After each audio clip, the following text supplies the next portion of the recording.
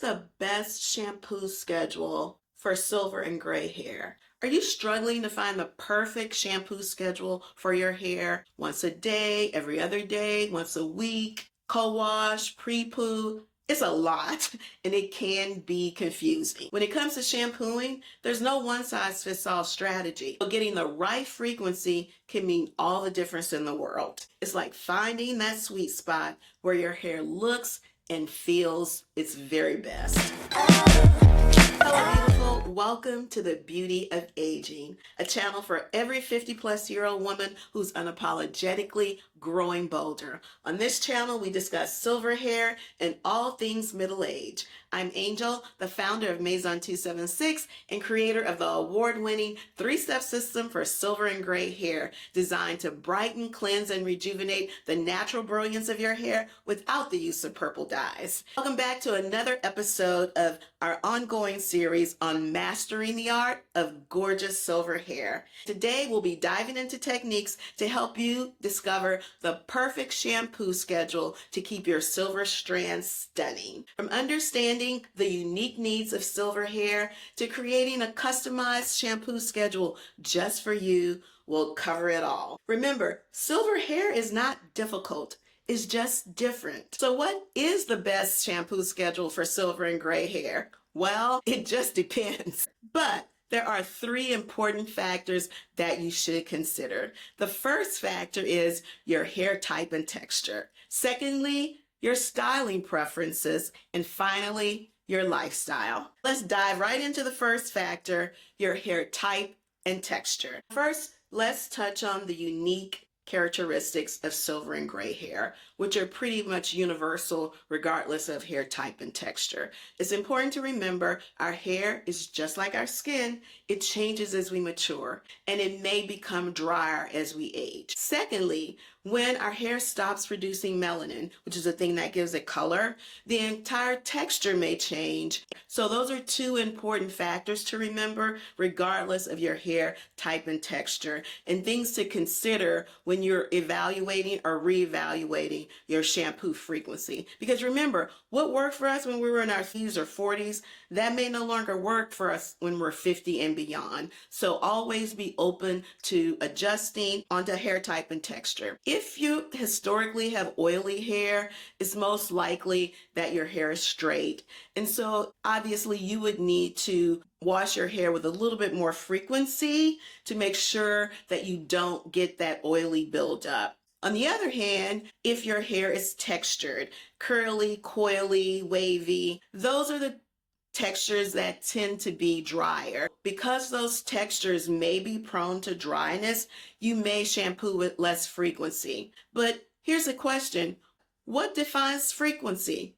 That's a great question, which is why it's important to listen to your hair and determine what you need at any given point in time and be willing to adapt and change. For example, some issues that affect all of us, regardless of hair type and texture, and impact how frequently we shampoo, and those are seasonal changes. During the cool and colder months, the air is drier, it's less humid. Therefore, our spring and summer shampoo schedule might need to be edited during the cooler months to compensate for the drier air. So that may mean shampooing less and doing your deep conditioning more. Again, listen to your hair and be aware of what it needs. Other changes that impact all hair types and textures may be changes in medication or illnesses. There are some medications that impact our hair. So if you have a new prescription and you're noticing that maybe your hair is drier, first check with your provider, because we know with every prescription there's like a book, which, let's face it, many of us don't read, right? So if you notice after taking a new prescription that your hair feels different, check with your healthcare provider to see if that is a side effect of the medication that you're taking. Of course, there's COVID. Over 50% of women who have COVID experience some type of COVID-related hair issue, including hair thinning and loss. So if you've been impacted by COVID, Keep in mind that 2 to 3 months after your illness, you may experience some hair loss or some hair thinning. Keep that in mind, that your hair may be in a more fragile state. Again, decrease your shampoo frequency and increase your deep conditioning. In the description, I'll put a link to another video that I did that really goes into more depth about COVID or illness-related hair loss. And of course, there's perimenopause and menopause. Of all the other changes that are going on with our body, our hair is also impacted. Keep all of those things in mind and consider that you may need to edit your shampoo schedule. Now, on to the next factor to consider when evaluating your shampoo schedule, and that is your styling preferences. Some styles just take more products than other styles. I'll use myself as an example. When I wear my hair in a twist out, I don't really need a lot of product. I use the Maison 276 Restore Conditioner as a leave-in because I have coily hair, and it also serves as my twisting lotion. After twisting my hair, I'll apply the Maison 276 Revive Serum to my scalp, massage that in, and obviously it's going to move its way down the hair shaft. And that's essentially two products, the conditioner, that's a leave-in, and the Revive repairing serum. I may reapply some of the serum on day 2 or 3 of my twist out, but essentially I'm saying that's a style that doesn't require a lot of products. And so I can go longer in between shampoos based on that style. By contrast, the style that I have now, which is basically a slicked back ponytail, requires a lot more product. In addition to the leave-in conditioner, because I always use the Restore as a leave-in conditioner, I always use the Revive serum on my scalp. But now, in addition to those two products, I've got gel, I've got a little bit of wax because those curly cues were popping up, and I also have some edge gel. So that's 5 products that I have, and sometimes I'll use spray, a shine spray. So that's 5, possibly 6 products that I have on my hair. So I'm definitely going to shampoo a lot sooner than I did if I was wearing my twist out. So when I wear my hair in a ponytail, I'm likely to shampoo it in 3 to 4 days, whereas with my twist out, I could go 5 to 6 days without shampooing. So I hope that personal example helps you evaluate how frequently you need to shampoo your hair based on your particular styling preference at any point in time.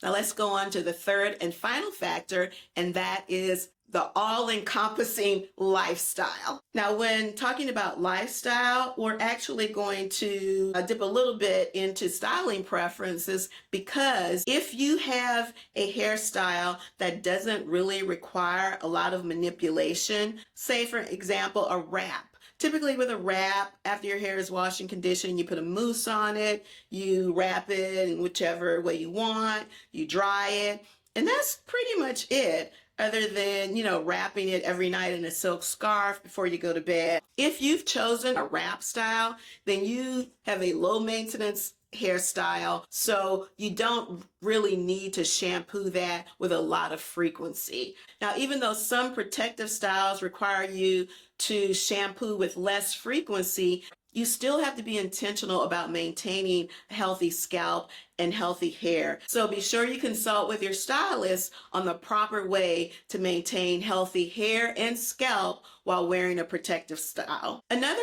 thing to consider is exercise. Do you exercise frequently? And if you do, is it a rigorous exercise routine where you're producing a lot of sweat? And here's why that's important. Sweat leaves sodium, chloride, and other minerals, and those are all deposited on our scalp.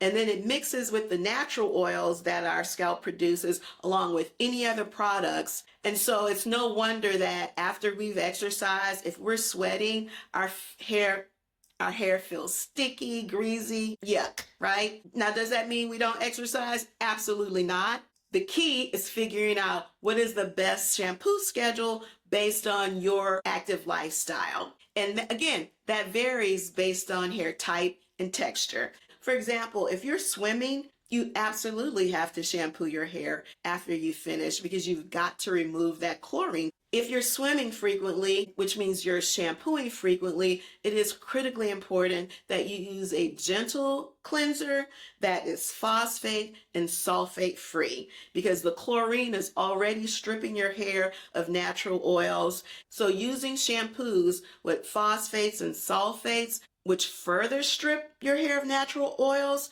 is literally a recipe for disaster. So if you're swimming, remember, gentle cleansers, no phosphates, no sulfates, and absolutely lots of deep conditioning. What about other exercises? You're not swimming, you're just perspiring. What should your shampoo schedule look like? Again, it depends. Listen to your hair, and I'll just use myself as an example. I run and I ride a stationary bike, and I can work up a pretty good sweat during either one of those. And so typically I won't shampoo every day, but I may rinse my hair every other day, rinsing everything out, and I will use my shampoo massage brush. I want to make sure that I'm exfoliating my scalp and loosening whatever perspiration, product buildup, whatever has accumulated over the last 1 or 2 days. I want to rinse that completely. And then I'm feeling like, what does my hair feel like? If it feels clean, then I'm just going to put some Restore conditioner on it. I use it as a leave-in all the time, and I'm going to call it a day. If maybe the 4th or 5th day I rinse and it doesn't feel quite right, then I'm going to go ahead and shampoo. But again, it's really listening to your hair and understanding what clean, healthy hair feels like. Remember, we're not over shampooing. We're not going for squeaky. Squeaky clean means you've shampooed too much and you've removed all the natural oils and whatever conditioners you deposited in the shampoo or conditioner. We just want our hair to be soft and feel good, whether it's dripping wet or dry. I hope that makes sense. So to answer the question, what's the perfect shampoo schedule for silver gray hair? As you can see, it just depends. The key is listening to your hair and adapting when necessary. Taking all things into consideration. Are there seasonal changes? Do you need to adjust for the weather? Are you having a lifestyle change? Are you in a new stage in life, perimenopause, menopause, that impacts every single part of our body, so our hair is no different? Or do you have a lifestyle change? Have you taken on a new exercise regimen? Or are you taking on a new hairstyle and maybe your schedule needs to be adjusted to that? The key is being flexible, being patient, and giving yourself grace. I hope you found these tips helpful. I want you to remember that you can have beautiful, healthy hair at every age and at every stage. The key is really to just listen to your hair and give it what it needs at that particular moment in time. Thank you so much for joining me on another episode of Mastering the Art of Gorgeous Silver Hair. At the end of this video, there'll be a link to some of the other silver hair care videos. Thank you for subscribing, liking, and I especially love the comments. I love chit-chatting with you and getting your recommendations on content that will be helpful and valuable and helping you reach your hair care goal. Almost forgot to invite you to join me every Friday morning at 10 o'clock Eastern for Coffee with Angel. I live stream on YouTube, Facebook, and Instagram. Just a little 20-minute chit chat, touch base, talk about silver hair, or whatever we want to talk about. So join us, drop in. We always have a great time, and I look forward to chatting with you. So, okay, I'll see you next time on Coffee with Angel or on The Beauty of Aging. Bye.